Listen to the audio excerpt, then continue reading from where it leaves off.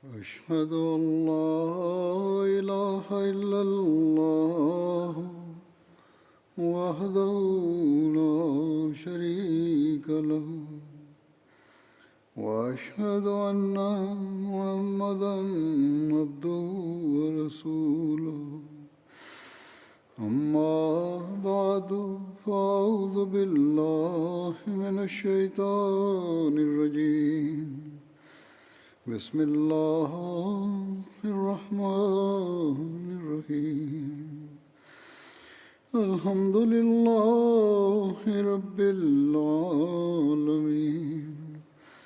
الرحمن الرحيم مالك يوم الدين إياك نعبد وإياك نستعين اهدنا الصراط المستقيم صراط الذين أنعمت عليهم غير المغضوب عليهم ولا الضالين. The Tashahhud, Ta'awuz and Surah Al-Fatiha, Hazrat Khalifatul Masih V, Ayyadahullah Ta'ala binasrihi al-Aziz stated that in relation to the accounts of Hazrat Abu Bakr radiyallahu ta'ala anhu, mention was being made of his freeing of the slaves. And there are some further accounts with regards to this. Hazrat Abu Bakr radiyallahu ta'ala anhu freed Nahdiya and her daughter. Both of them were slaves of a woman from the Banu Abdiddar. Hazrat Abu Bakr radiyallahu ta'ala anhu passed by both of them, and at the time their master had sent them to grind the flour. And she was saying that by God I shall never free you, or whoever she was swearing by. In any case, Hazrat Abu Bakr radiyallahu ta'ala anhu stated that, O mother of so-and-so, break your oath. Upon this she replied that, leave her, you are the one who is ruining them, and if you care so much, then why don't you free them? And so Hazrat Abu Bakr radiyallahu ta'ala anhu stated that, tell me how much I need to pay in order to free them. She then stated an amount for each of them, and Hazrat Abu Bakr stated that I have taken both of them and freed them. He then said that, return the flour to this woman. In other words, Hazrat Abu Bakr said to the two of them who were enslaved to return the flour which she was taking in order to grind it. The two of them stated that, O Abu Bakr, shall we complete this task and return the flour? In other words, to fulfill the duty they were given of grinding the flour and then return it to her. Hazrat Abu Bakr radiyallahu ta'ala anhu answered that is fine, you may do so if you wish to.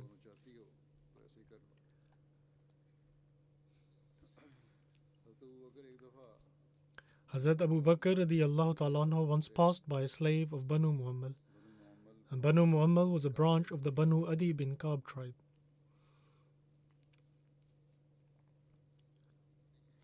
The slave was a Muslim, and Umar bin al-Khattab was punishing her in order to make her abandon Islam. In those days, Hazrat Umar radiyallahu ta'ala anhu was still a polytheist and had not yet accepted Islam. He would strike her until he would tire, and he would say that I only let you go due to being tired. Thereupon she would reply that Allah shall treat you the same. Hazrat Abu Bakr radiyallahu ta'ala anhu also purchased her and granted her freedom.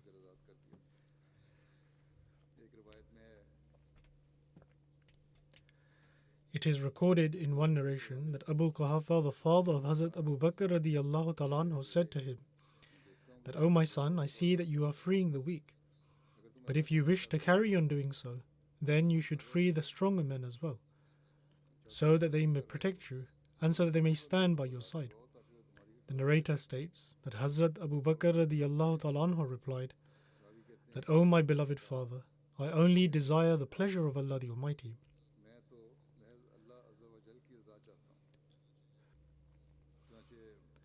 And various commentators, such as Allama Qurtubi and Allama Alusi, etc., say that the following verses were revealed due to this action of Hazrat Abu Bakr radiyallahu ta'ala anhu.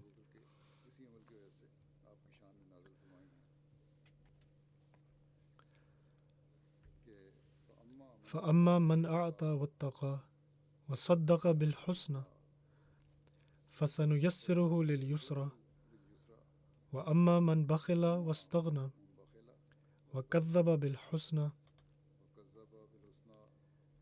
فسنيسره للأسرى وما يغني عنه ماله إذا تردى إن علينا للهدى وإن لنا للآخرة والأولى فأنذرتكم نارا تلظى لا يصلاها إلا الأشقى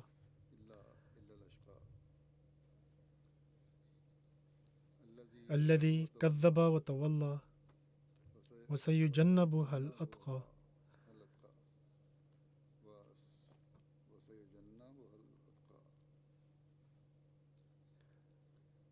الذي يؤتي ماله يتزكى وما لأحد عنده من نعمة تجزى إلا ابتغاء وجه ربه الأعلى ولسوف يرضى.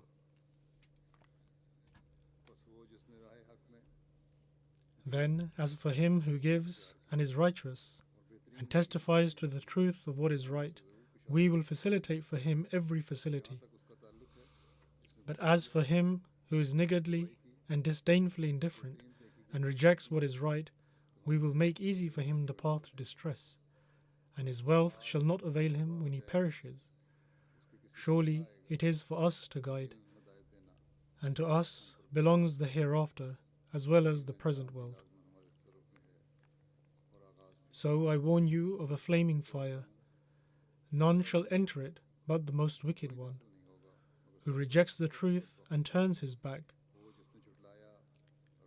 But the righteous one shall be kept away from it, who gives his wealth to become purified.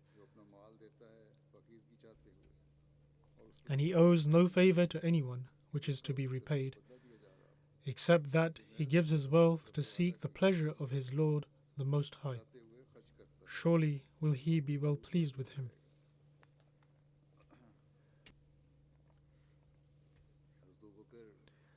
Among the slaves who were freed by Hazrat Abu Bakr radiyallahu ta'ala anhu was Hazrat Khabbab bin al-Arat. And whilst mentioning Hazrat Khabbab bin al-Arat, Hazrat Muslim Maud radiyallahu ta'ala anhu states that another companion who was previously a slave once took off his upper garment to bathe, and another person who stood nearby saw that the skin on his back was so hardened and rough that it was like the hide of a buffalo. He was so astonished to see this and stated that, "How long have you had this illness? The skin on your back is so hard that it is like the hide of animals." Hearing this, Hazrat Khabbab laughed and replied that this is no illness. When we accepted Islam, our master decided to punish us. And so he laid us down in the scorching heat and began beating us and telling us to say that we do not believe in Muhammad sallallahu alaihi wasallam. In reply, we would recite the kalima, i.e. the Muslim creed, and he would hit us even more. Even after this, when his anger would not subside, he would then drag us on the rocks. Hazrat Muslim Maud radiyallahu ta'ala anhu further writes that in Arabia, in order to protect the houses from water which were made from mud, they would place a type of rock near the area which is called Kingar in Punjabi. This is an extremely rough and sharp rock which people place on the walls of their homes to protect them from any harm from the pouring of water. In other words, so that the walls are not damaged. And so this companion stated that when we refused to reject Islam and the people would become tired from beating us, they would then tie our legs with a rope and continue to drag us on these rough rocks. And so whatever you see on my back is a result of that beating and dragging. Hence, such injustice was inflicted upon them year after year. And eventually Hazrat Abu Bakr radiyallahu ta'ala anhu could not tolerate this any longer. And so he sold a large portion of his property in order to free them.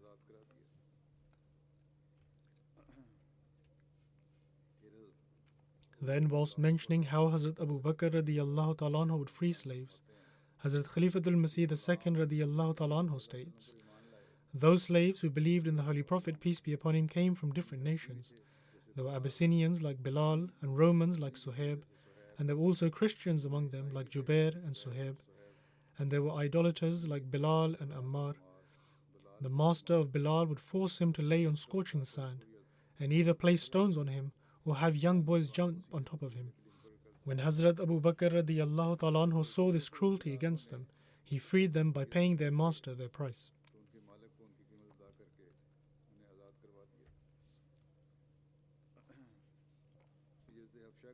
Once, Hazrat Abu Bakr radiyallahu ta'ala anhu also intended to migrate to Abyssinia, and in this regard it is mentioned that when the Muslim population had grown and the religion of Islam became manifest, the disbelievers among the Quraysh began to torment and inflict pain to those who had accepted Islam from among their tribes.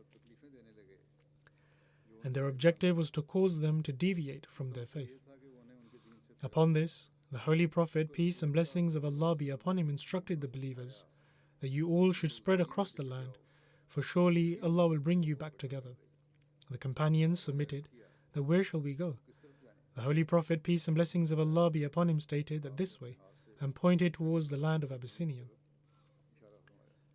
This incident took place in 5 Nabwi in the month of Rajab, and in accordance with the Holy Prophet, peace and blessings of Allah be upon him's instruction, 11 men and 4 women migrated towards Abyssinia. After the Muslims had migrated to Abyssinia, Hazrat Abu Bakr radiyallahu ta'ala anhu was also persecuted, due to which he too intended to migrate to Abyssinia. In this regard, there is a narration of Bukhari, and Hazrat Aisha radiyallahu ta'ala anha relates that when the Muslims were afflicted with hardships, Hazrat Abu Bakr radiyallahu ta'ala anhu set out to migrate to Abyssinia. When he reached a place called Barkur Rimad, this is a city in Yemen situated near the coast and is a 5 nights journey from Mecca. There, Hazrat Abu Bakr radiyallahu ta'ala anhu met Ibn Daghna, who was the chief of the tribe of Qara. He asked that, "O Abu Bakr, where are you travelling to?" Hazrat Abu Bakr replied that my people have exiled me, and thus I wish to travel the land and worship my Lord. Ibn Daghna replied that a man like you does not leave his land on his own accord, and nor should he be forced to leave. This is because you embody such virtues that have been long lost. For you honor your family ties, you carry the burden of the tired and weary, you host guests in an excellent manner, and help those in difficulties.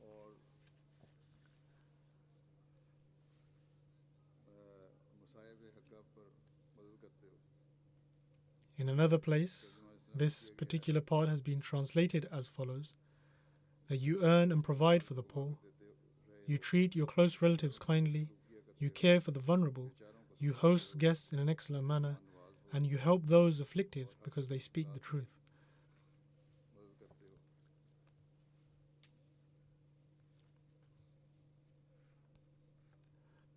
After this, Ibn Daghna then stated that I will grant you protection under my authority. Return to your land and continue to worship your Lord there. Ibn Daghna accompanied Hazrat Abu Bakr radiyallahu ta'ala anhu back to Mecca and met the chieftains of the Quraysh. He said to them that Abu Bakr is such an individual who should neither leave his homeland and nor should he be exiled. Are you people exiling such an individual who embodies virtues that have been forgotten? For he honors his family ties, he carries the burden of the tired and weary, he hosts the guests in an excellent manner, and helps those facing difficulties. Upon this, the Quraysh honored the protection granted by Ibn Daghna and allowed Hazrat Abu Bakr radiyallahu ta'ala anhu to live in peace. They then told Ibn Daghna that tell Abu Bakr to worship his Lord within the confines of his home, and he should offer his prayers there and anything else that he desires, but he should not cause any hindrance to us through his prayers and his recitation of the Quran. He should not recite aloud because we fear that he will lead our children and women astray. Ibn Daghna conveyed this to Hazrat Abu Bakr radiyallahu ta'ala anhu, and consequently Hazrat Abu Bakr started worshipping his Lord only in his home and ceased to pray or recite the Quran openly other than within his home. After some time, a thought occurred to Hazrat Abu Bakr, due to which he made a mosque or a place of prayer in an open area in his courtyard, and there he would offer his prayers and recite the Holy Quran, while the women and children of the idolaters would crowd around him. they would be astonished. In other words, they were astonished to see Hazrat Abu Bakr while he worshipped. And they would observe that Hazrat Abu Bakr radiallahu ta'ala anhu would weep a lot. He could not hold back his tears whilst reciting the Holy Quran. And this state of Hazrat Abu Bakr radiallahu ta'ala anhu was of great concern to the chieftains of the Quraysh. And so they sent for Ibn Daghna, and when he arrived they said to him that we offered Abu Bakr protection on the condition that he would worship his Lord in the confines of his home. However, he did not respect this condition and has established a mosque in his courtyard where he prays and recites the Quran aloud. And so we fear that he will place our sons and our women in a trial. Thus, you must go to him and tell him that if he wishes, then he can worship whilst remaining inside his home. However, if he is insistent on offering his worship openly, then inform him that he should renounce the protection he was given under your authority, because we would not like to breach your authority. However, we will never permit Abu Bakr to worship openly. Hazrat Aisha radiyallahu ta'ala anha continues that Ibn Daghna came to Hazrat Abu Bakr radiyallahu ta'ala anhu and stated that you are aware of the condition upon which I made this covenant with you. Accordingly, you must either abide by these conditions or renounce the protection you have under my authority, because I would not like that the Arab people come to know that I have been disloyal to the covenant I made with someone. Upon this, Hazrat Abu Bakr radiyallahu ta'ala anhu replied that I renounce the protection I have under your authority, and I am content under the protection of Allah. There are some details mentioned in Umdatul Qari, which is a commentary of Sahih Bukhari, regarding the mosque which was established in the courtyard of Hazrat Abu Bakr radiyallahu ta'ala anhu. It is mentioned that this mosque was spread to the walls of his house, and this was the first ever mosque established in Islam. Hazrat Muslim Maud radiyallahu ta'ala anhu states that Abu Bakr was such a person to whom all of Makkah was indebted. Whatever he earned was spent in freeing slaves, and he was once leaving Makkah when a chieftain encountered him on his way. And he asked that, O Abu Bakr, where are you going? Hazrat Abu Bakr replied that there is no peace for me in this city, and so I am moving elsewhere. The chieftain stated that if a man as pious as you leaves this city, then it will surely lead to its ruin. And so I will offer you protection under my authority, so do not leave this city. Hazrat Abu Bakr radiyallahu ta'ala anhu returned under the protection of this chieftain, and in the morning when Hazrat Abu Bakr would wake up and recite the Quran, women and children would put their ears to his walls just to hear the words of the Quran. This is because his voice was impassioned with fervency and emotion, and because the Holy Quran was in the Arabic language. Therefore every woman, man and child could understand it, and every listener would be inspired by it. And so when word spread of this, there was an uproar in Makkah, for fear that everyone would lose their faith. In other words, the people would leave their old beliefs upon hearing the recitation of the Holy Quran and the fervency of Hazrat Abu Bakr radiyallahu ta'ala anhu's voice. And this is exactly what is happening to Ahmadis in some countries, particularly to those living in Pakistan. They claim that they too will become faithless if they see an Ahmadi recite the Quran or pray. For this reason, there are severe punishments for Ahmadis who are caught praying or reciting the Holy Quran. Nonetheless, Hazrat Muslim Maud radiyallahu ta'ala anhu further writes that people went to that chieftain and questioned him, saying, why have you provided him with protection? This chieftain then went to Hazrat Abu Bakr radiyallahu ta'ala anhu and stated that please desist in reciting the Quran in this manner, because the people of Makkah are angered by it. Hazrat Abu Bakr radiyallahu ta'ala anhu replied that I withdraw the protection you have offered me, because I cannot abandon this practice. And thus the chieftain withdrew his protection. Hazrat Abu Bakr radiyallahu ta'ala anhu also accompanied the Holy Prophet, peace be upon him, in Shayb Abi Talib, and after meeting with failure in every possible effort to curb the spread of the message of the unity of God, the Quraysh decided to boycott the Banu Hashim and Banu Muttalib as a practical measure.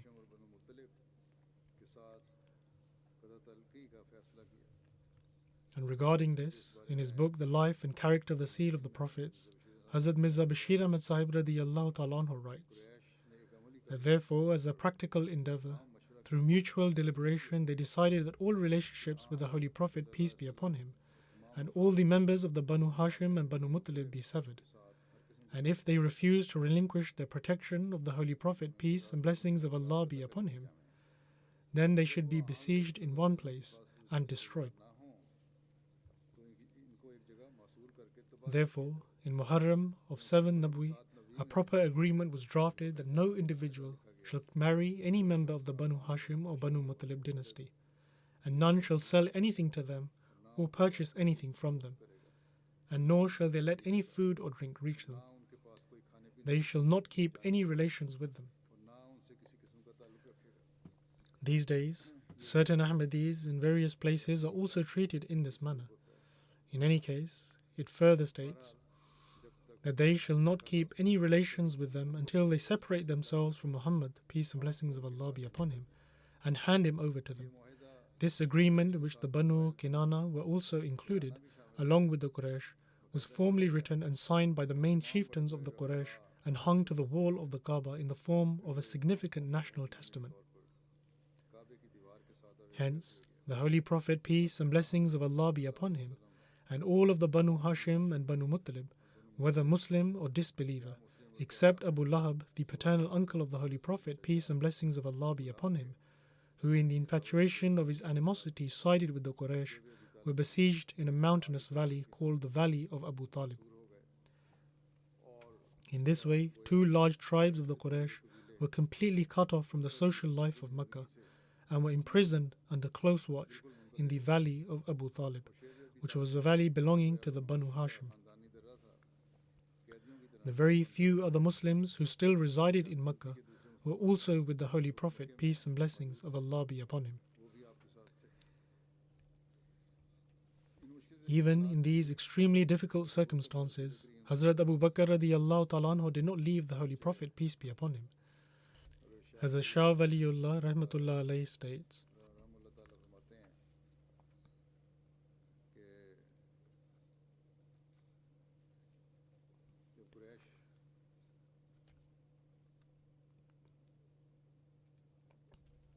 he states that when the Quraysh unanimously agreed upon inflicting harm to the Holy Prophet, peace and blessings of Allah be upon him, and they wrote a formal document, Hazrat Abu Bakr Siddiq radiyallahu ta'ala anhu remained with the Holy Prophet, peace and blessings of Allah be upon him.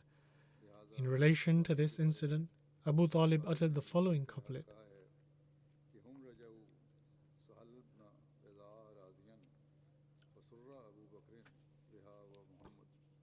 that is, when they happily sent back Sahal bin Beda, Abu Bakr and Muhammad expressed their delight.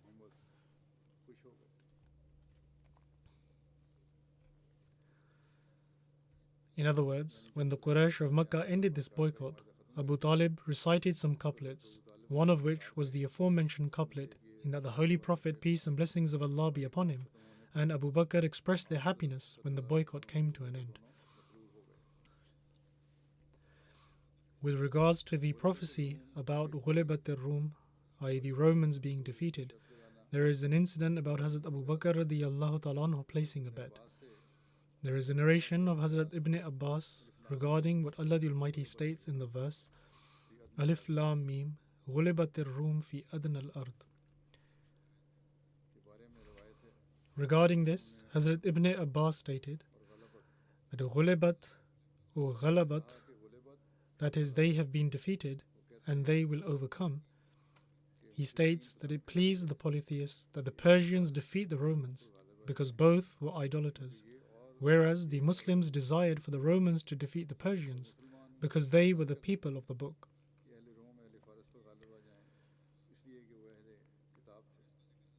He mentioned this prophecy to Hazrat Abu Bakr radiyallahu ta'ala anhu, who in turn asked the Holy Prophet, peace and blessings of Allah be upon him. And the Holy Prophet, peace be upon him, said that most certainly they, i.e. the Romans, will be victorious. Hazrat Abu Bakr radiyallahu ta'ala anhu mentioned to them, i.e. the polytheists, and they said that set a time frame for it, and if we win, we will get such and such thing. And if you win, then you will get such and such. In other words, they placed a bet, and they set a time period of 5 years for this. However, the Romans did not gain victory during this time, and Hazrat Abu Bakr radiyallahu ta'ala anhu mentioned this to the Holy Prophet, peace be upon him, upon which he said, that why did you not set a time limit more than this? The narrator states that he thinks that the time frame suggested by the Holy Prophet, peace be upon him, was 10 years. This was a narration of Tirmizi from Kitab al-Tafsir.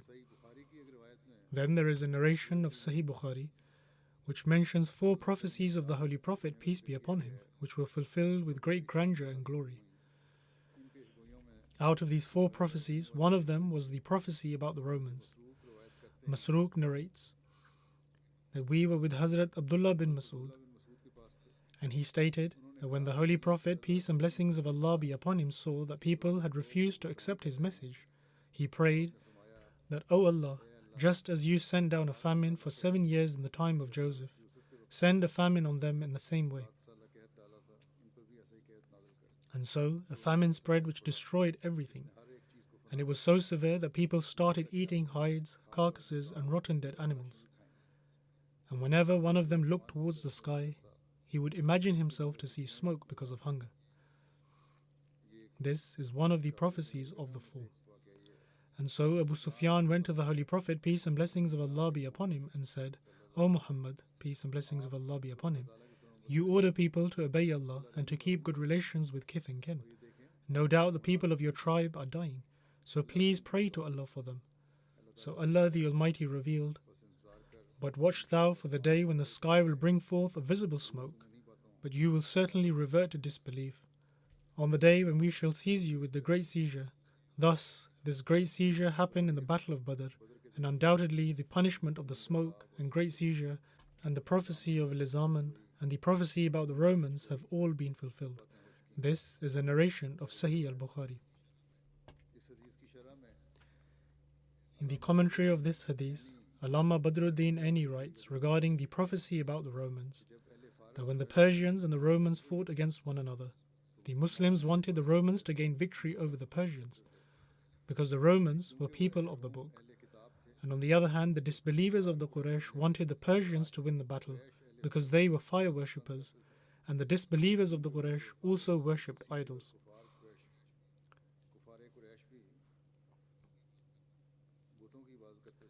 Thus, upon this, a bet took place between Hazrat Abu Bakr radiyallahu ta'ala anhu and Abu Jahl, i.e. they fixed a time period between themselves of a few years.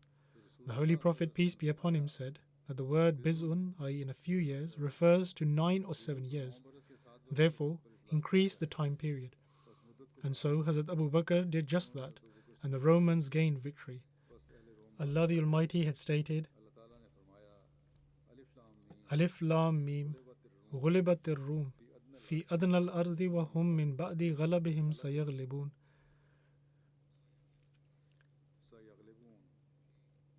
في بضع سنين لله الأمر من قبل ومن بعد ويومئذ يفرح المؤمنون بنصر الله.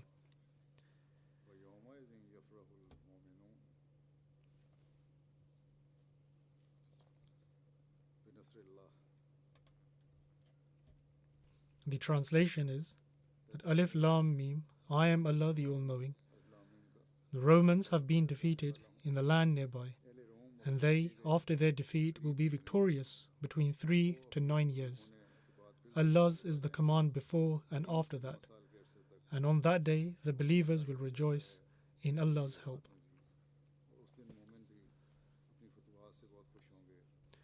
And Shabi states that at that time it was not unlawful to make bets. Regarding this, Hazrat Mirza Bashir Ahmad Sahib radiyallahu ta'ala anhu writes that prior to the advent of Islam and in the early era of Islam, the two most powerful and largest empires among the civilized world were the Persian and Roman empires. Both of these empires were situated near Arabia. The Empire of Persia was located in the northeast of Arabia, and the Roman Empire in the northwest. Since the borders of both of these empires met, at times there would be war and conflict.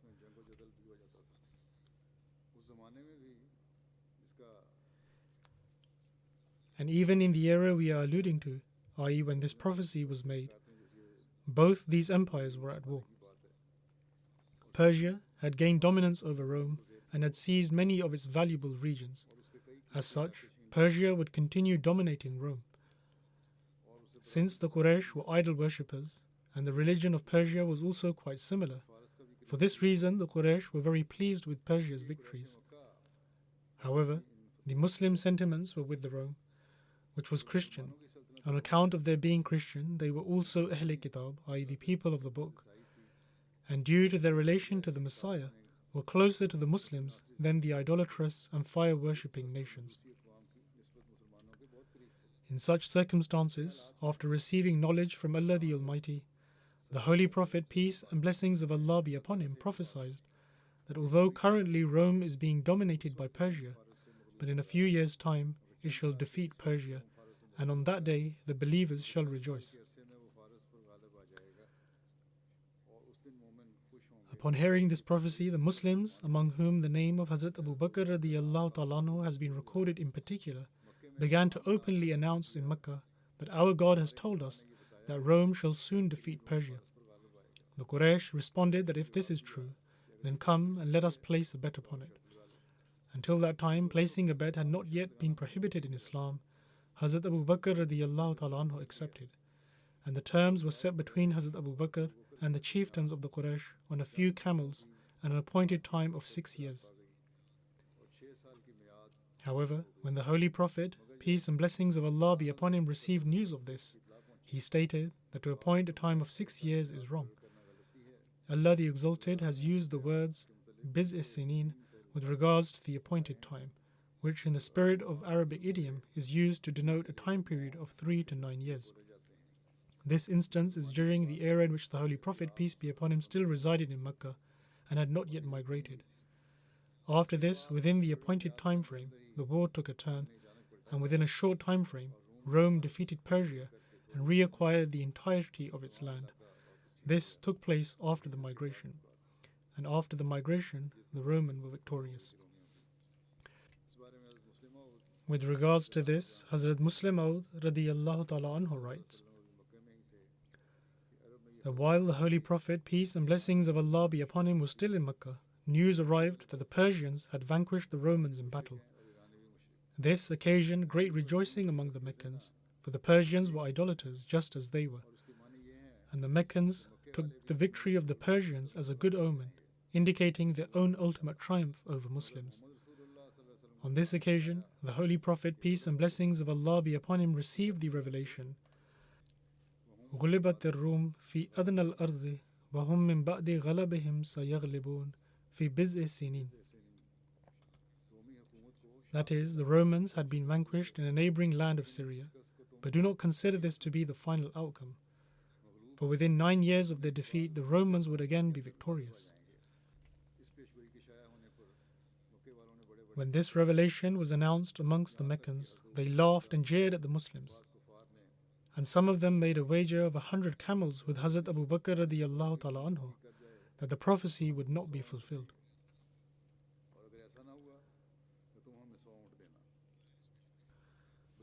Furthermore, events indicated that there was very little chance of the Romans defeating the Persians, as their defeat in Syria was followed by further victories of the Persians, and the Roman army was pushed back by stages to the shores of the Sea of Marmara.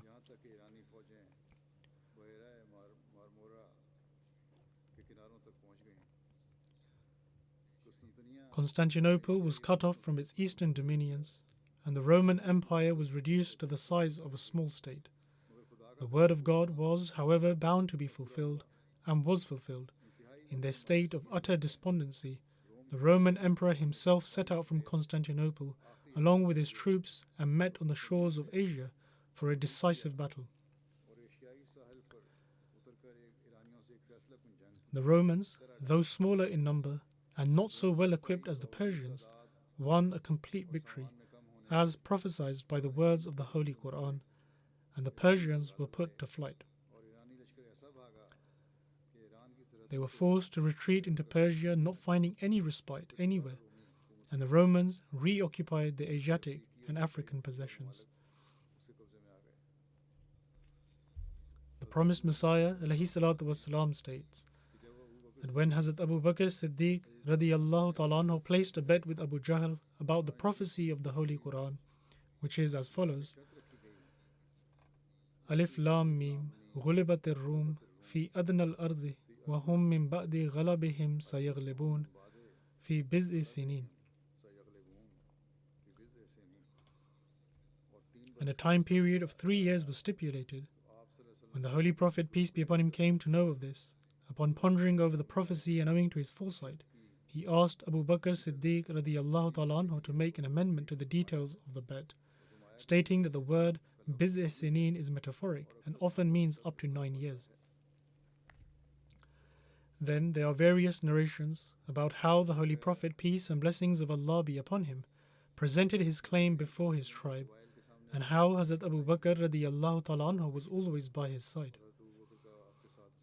Allah the Almighty had decreed to grant dominance to his faith and to bestow honor upon the Holy Prophet, peace and blessings of Allah be upon him, and to fulfill his promise. Thus, during the days of Hajj, the Holy Prophet, peace and blessings of Allah be upon him, went outside and met with the Aus and Khazraj tribes of the Ansar. The Holy Prophet, peace and blessings of Allah be upon him, presented his claim before the people, as he would do so each year during the days of Hajj. In one narration, Hazrat Ali bin Abi Talib radiyallahu ta'ala anhu states, when Allah the Almighty commanded the Holy Prophet, peace and blessings of Allah be upon him, to preach to the tribes of Arabia, myself and Abu Bakr were with him when he set out towards Mina. We reached a gathering of the Arabs, and Hazrat Abu Bakr radiyallahu ta'ala anhu moved ahead, and he was an expert in genealogy. And so he asked, which tribe do you belong to? They replied that they belonged to the Rabi'a tribe. Hazrat Abu Bakr radiyallahu ta'ala anhu asked, which branch of the Rabi'a tribe? They replied that they belonged to the Zuhl tribe.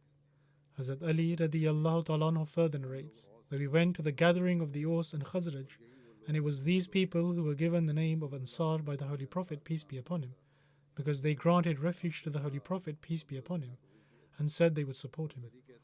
Hazrat Ali further narrates that we left from that place once everyone had pledged allegiance to the Holy Prophet, peace and blessings of Allah be upon him. In another narration, Hazrat Ali radiyallahu ta'ala anhu narrates that when Allah the Almighty commanded his Prophet, peace and blessings of Allah be upon him, to present his claim before the tribes of Arabia, the Holy Prophet, peace be upon him, set out for this task, and myself and Abu Bakr were with him at the time. We went to a gathering which was civilized and dignified. They were very honorable and noble people. Hazrat Abu Bakr radiyallahu ta'ala anhu asked, which tribe do you belong to? To this they replied that they belonged to Bani Shaban bin Salaba. Hazrat Abu Bakr radiyallahu ta'ala anhu turned to the Holy Prophet, peace and blessings of Allah be upon him, and submitted, may my mother and father be sacrificed for you. By Allah, there is not a more noble people among them. Among them was Mafruq bin Amr, Musanna bin Harisa, Hani bin Qabisa, and Numan bin Sharik. The Holy Prophet, peace and blessings of Allah be upon him, recited the following verse to them. قُلْ تَعَالَوْا أَتْلُ مَا حَرَّمَ رَبُّكُمْ عَلَيْكُمْ أَلَّا تُشْرِكُوا بِهِ شَيْئًا وَبِالْوَالِدَيْنِ إِحْسَانًا وَلَا تَقْتُلُوا أَوْلَادَكُمْ مِنْ إِمْلَاقٍ نَحْنُ نَرْزُقُكُمْ وَإِيَّاهُمْ وَلَا تَقْرَبُوا الْفَوَاحِشَ مَا ظَهَرَ مِنْهَا وَمَا بَطَنَ وَلَا تَقْتُلُوا النَّفْسَ الَّتِي حَرَّمَ اللَّهُ إِلَّا بِالْحَقِّ ذَلِكُمْ وَصَّاكُمْ بِهِ لَعَلَّكُمْ تَعْقِلُونَ.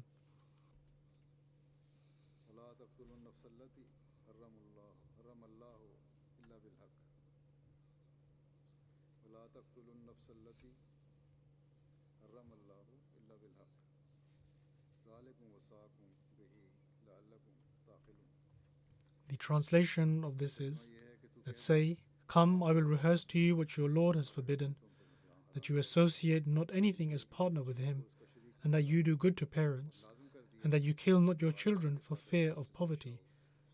It is we who provide for you and for them, and that you approach not foul deeds, whether open or secret, and that you kill not the life which Allah has made sacred, save by right. That is what He has enjoined upon you, that you may understand.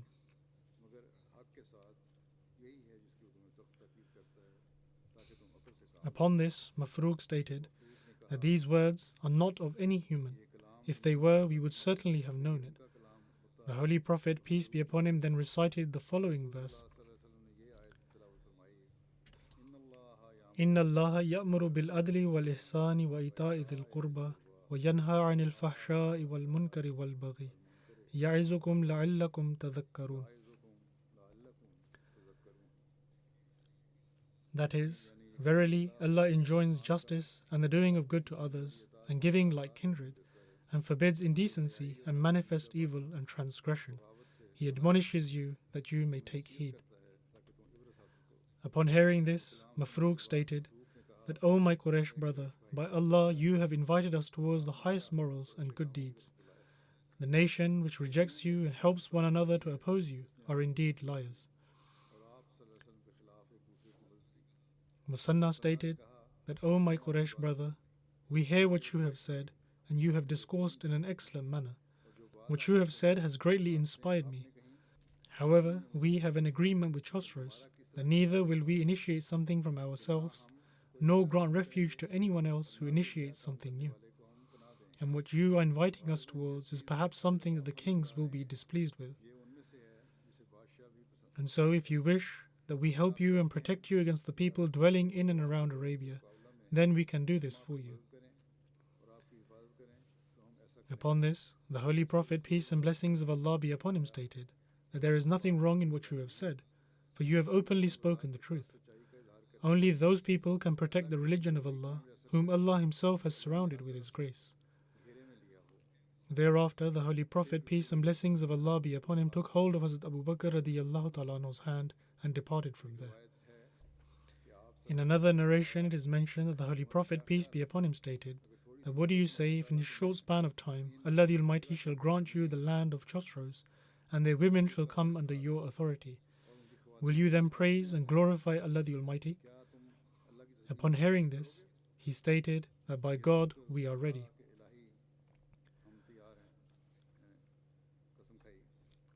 And so, God manifested His will in such a manner that these words of the Holy Prophet, peace be upon him, were fulfilled to the letter. The same Musanna, who at the time was greatly overawed by the might of Chosroes and was hesitant to accept Islam lest he displeased him, soon became the commander-in-chief of the Muslim army during the era of Hazrat Abu Bakr radiyallahu ta'ala anhu to fight against Chosroes. That is, Musanna bin Harisa. He was the one who broke the power of the Chosroes and became the recipient of the Holy Prophet, peace be upon him's glad tidings. There is another narration from the occasion of Hajj, wherein it states that the tribe Bakr bin Wail came for Hajj, and the Holy Prophet, peace be upon him, stated to Hazrat Abu Bakr radiyallahu ta'ala anhu to go to these people and present my message before them. That is, do tabligh to them and present the claims of the Holy Prophet, peace be upon him, to them. And so Hazrat Abu Bakr went to those people and presented the message of the Holy Prophet, peace be upon him, before them, and then the Holy Prophet, peace be upon him, gave them the message of Islam. The rest of the accounts will inshallah continue in the future. Today I would like to mention the pray for the Ahmadis in Afghanistan. They are passing through a lot of hardship. Some of them have also been arrested, and the women and children are extremely worried in their homes. Those men who have not been arrested have had to leave their homes, as there is danger of being arrested. May Allah the Almighty create ease for them and remove this difficulty from them. Pray also for the Ahmadis in Pakistan. The conditions for them are generally dire, and every now and then some incident occurs of people causing harm to the Ahmadis. Also, pray generally as well for the entire world, that may Allah the Almighty enable them to accept the promised Messiah ﷺ, and may He remove every evil, and may the world understand the true reality of accepting their Creator.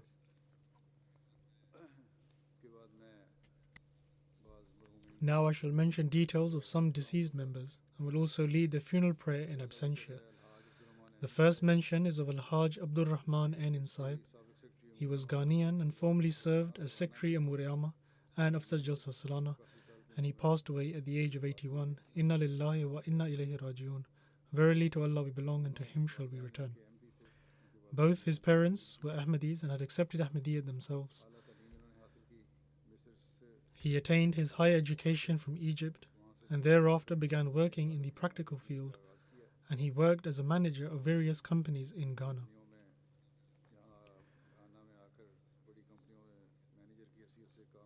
He also worked for some time in Nigeria and he later started his own company, and he worked as the managing director for it. He was a very pious and sincere individual, and he had the opportunity to render an excellent service to the Jamaat. Throughout his life, he always gave precedence to that which benefited the Jamaat over his own benefit.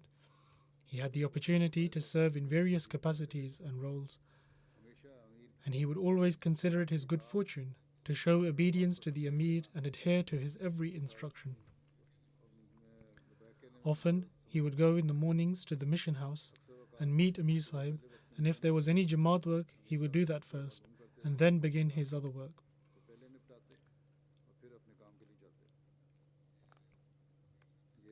He also had the opportunity to serve as the president for the Greater Accra region for quite a long time. And from 1989 to 1998, he served as a Sadr Majlis Ansarullah, and then for a long time served as the Secretary Amur-e-Amma. He then had the opportunity to serve as the Afsar Jalsa Salana, and prior to his demise, he was serving as the National Trustee. He was very generous and was always ready and willing to help others. His compassion was not just limited to his own family members.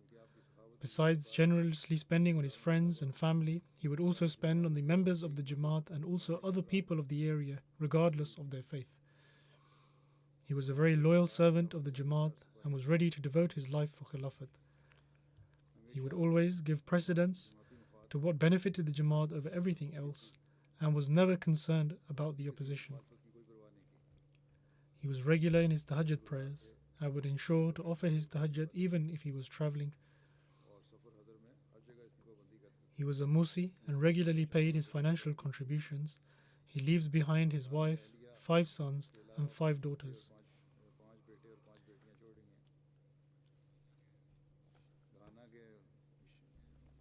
Hafiz Mubashir Ahmed, who is a missionary currently serving in Ghana, writes that the deceased was an extremely wise and would speak with great wisdom and to the point. He would very quickly get to the core of the matter. Once, during a board meeting, a matter was being prolonged as everyone was presenting their own opinions. He kept listening quietly, and when it was his turn, he stated that an instruction had already been received on that matter from the Khalifa of the time. Therefore, there was no need to further debate upon it. He stated that if the Khalifa of the time has given a decision, then there is no need for anyone else to present any suggestions of their own. Instead, one should adhere to it to the letter. Thus, Allah the Almighty has granted such sincere people who are dwelling even in far-off lands.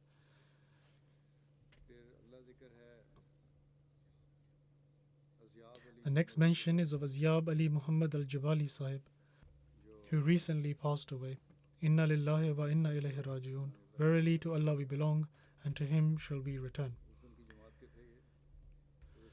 He was a member of the Jamaat in Jordan, and the president of the Jordan Jamaat writes that the deceased did the Bay'at in 2010, and he was the only Ahmadi in his area. Owing to the traditions and customs of the area, the wife adopts the same faith as her husband, and therefore his wife also became an Ahmadi. He states that the deceased's level of belief in the promised Messiah Ahmadiyyat and Khilafat was as strong as the mountains. He showed a true example of patience despite the opposition from his family members and other opponents. He had a great sense of honor for Ahmadiyyat and Khilafat and would very courageously defend it. The deceased had great passion to learn knowledge and do tabligh. At times he would call late in the night to inquire about a certain religious matter. Many tabligh gatherings were held in his house with those who opposed the Jamaat and also with his family members. The deceased was diabetic and had to endure a lot of difficulties as a result of this, and it was this very illness that led to his demise. Some of his relatives would say that this condition of his was due to Ahmadiyyat, and they would say that if he left Ahmadiyyat, then they would testify in his favor on the Day of Judgment. Upon this, he would passionately pray that, "O Allah, cause me to die in a state whereby I am an Ahmadi Muslim." The next mention is of respected Deen Muhammad Shahid Sahib, who was a retired missionary and was currently residing in Canada. He recently passed away at the age of 92 years. Inna lillahi wa inna ilayhi raji'un. Verily to Allah we belong, and to Him shall we return. Ahmadiyyat was introduced to his family through his father, who accepted Ahmadiyyat in 1938. In 1940, his father took him to attend Jalsa Qadian, and there his father was very impressed with the intellectual and spiritual atmosphere of Qadian.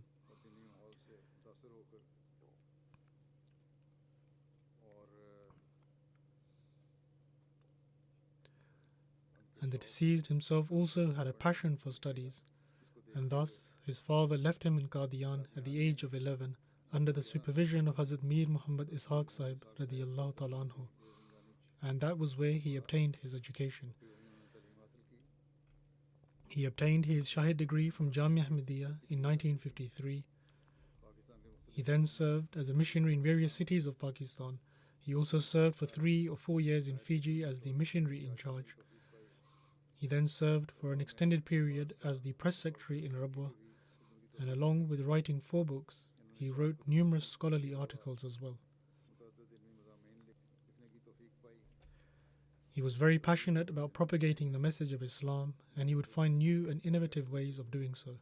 By the grace of Allah the Almighty, he was a Musi, and he is survived by his wife, 2 sons, and 3 daughters.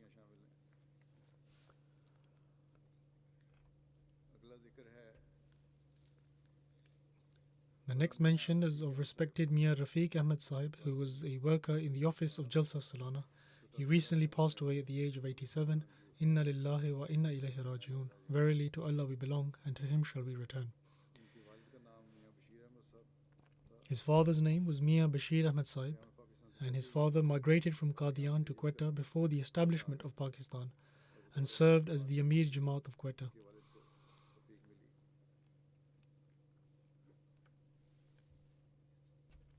Ahmadiyyat was introduced in Mian Rafiq Ahmad Sahib's family through his paternal grandfather, Hazrat Dr. Abdullah Sahib, who was a companion of the promised Messiah alayhi salatu wasalam. Mian Rafiq Ahmad Sahib graduated from the Engineering College of Lahore with a BSc in Mechanical Engineering in 1960, after which he worked in various institutions.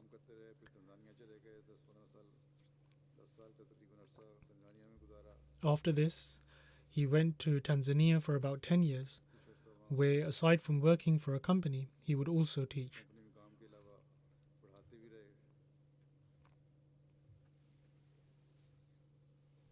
He also had the opportunity to serve as the Secretary of Finance in Tanzania. In 1986, he undertook a period of temporary devotion during which he worked in the offices of Jalsa Salana. And then in 1987, he officially became a worker in the offices of Jalsa Salana.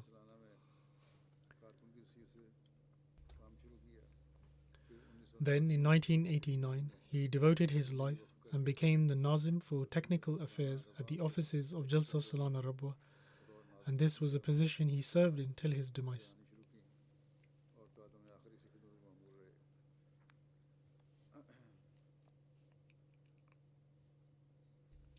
Hazrat Khalifatul Masih III Rahimahullah arranged his marriage,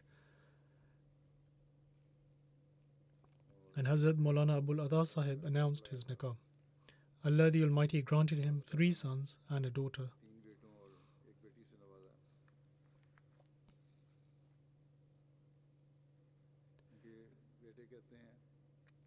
His son states that if ever people said anything wrong about the Jamaat, he would immediately stop them. He had immense love for Khilafat. Once, someone at home or a guest mentioned that the home provided to him by the Jamaat was quite small,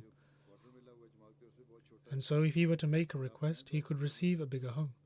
To this he replied that even if the Jamaat gave me a tent to live in, I would be prepared to live in it, but I will not make any requests. Then his son writes that after the demise of our father, we learned that he had been discreetly helping various less fortunate people. His younger son says that he was regular in offering the Tahajjud prayers, he loved the Holy Quran, he was kind-hearted, spoke gently, was trustworthy, truthful, and possessed many great qualities. He was obedient to the Khalifa and was loyal to Khilafat and was very passionate about fulfilling his life devotion.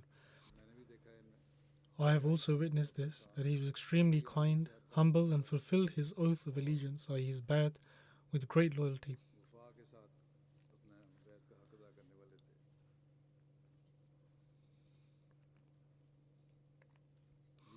He also strove to save Jamaat money, and he did his best to spend it in the most efficient manner. He also worked very hard to design some roti machines in Rabwa.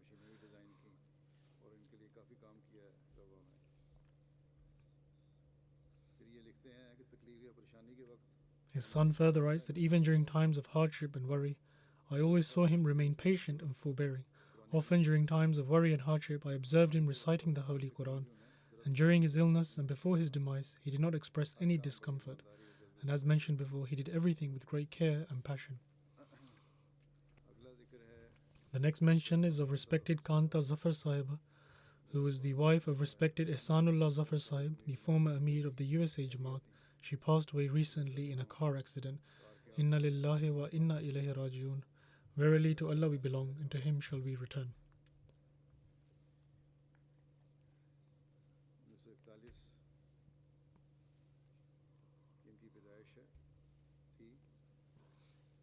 She was born in 1941. Her father was Chaudhry Azam Ali Sahib, a retired session judge, and her maternal grandfather was Chaudhry Faqir Muhammad Sahib, who served as Nazir Amur-e-Amma right after the partition of the subcontinent. She possessed many great qualities and was a cheerful person. She was always loyal to Khilafat and would openly express this as well. She had profound love for the Holy Quran, and she had a strong bond of love with the Holy Prophet, peace and blessings of Allah be upon him, and the promised Messiah alayhi salatu wassalam. This was the same love and bond which she strove to inculcate within her children, and by the grace of Allah the Almighty she was a Musia. She is survived by a husband and 2 daughters, and she had a young son who passed away in an accident a few years ago, and she bore this tragedy with great patience. Inamul Haq Kausar Sahib, who is a missionary in Australia, writes about when he was in America that we used to hold the Holy Quran classes and she would regularly attend, despite having to come from a long distance. And even though she was a PhD, she was a very simple person. She did not show any pride or arrogance in any way. She took great care of the poor and the needy, and she treated missionaries like a loving mother and had great respect and honor for them. She did everything with humility. She would often advise Lajna to place their shoes in the appropriate place, and if they had not done so, she herself would pick up their shoes and put them in the appropriate place. She would very humbly tend to the cleanliness of the mosque as well. He further states that she was not at all arrogant or ostentatious. Her attire was very simple, and she would deal with everyone in an excellent manner. She did not have enmity towards anyone, and she treated everyone in an excellent manner. She hearkened to every call made by Khilafat. May Allah the Almighty grant all of the deceased members His forgiveness and mercy and elevate their station, and may He enable their progenies to follow in their footsteps.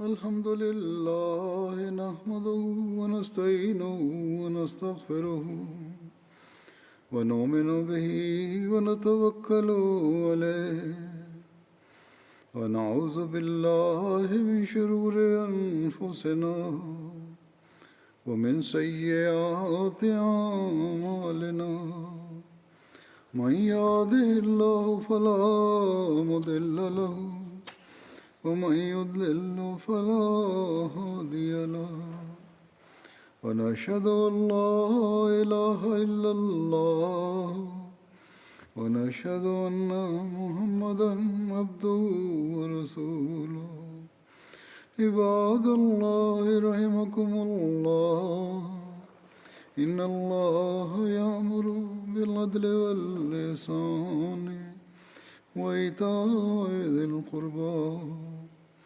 وينهى عن الفحشاء والمنكر والبغي يعظكم لعلكم تذكرون اذكروا الله يذكركم وادعوه يستجب لكم ولذكر الله أكبر